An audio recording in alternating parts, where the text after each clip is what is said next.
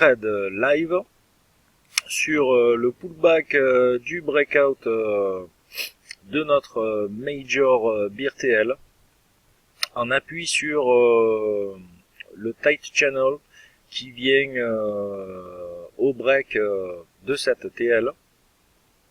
Donc là, le stop est placé sous le mouvement de break avec un objectif, un premier palier, je dirais, au niveau du R2 ici, et en extension le R3, bien évidemment.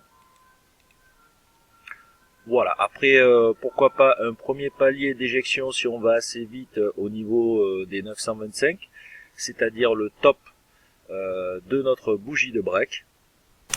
Voilà. Modification de position live. Donc là, après la première entrée, on passe réajustement de 1,2 points de mon premier stop.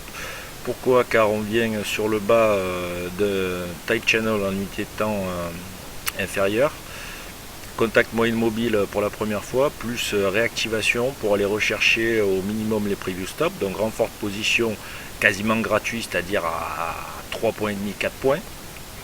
Voilà, ce trade là est mis en place pour aller rechercher toujours les preview stops en premier palier, le R2 jour, voire sur un malentendu, le R3 jour. Voilà. Continuation du trade live.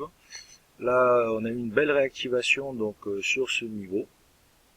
Une sortie probable est à attendre.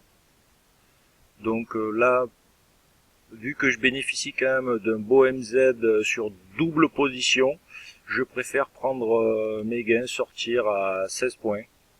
Je suis en ratio 1-1. Voilà, ça restera un scalp parce que pour moi, malgré tout, il faut quand même qu'on s'affranchisse du dernier top.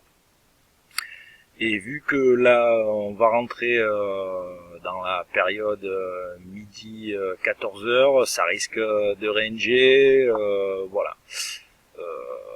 Maintenant, ceci dit, une position swing aurait pu être tenue sans problème pour aller rechercher le R2 et R3. Mais voilà.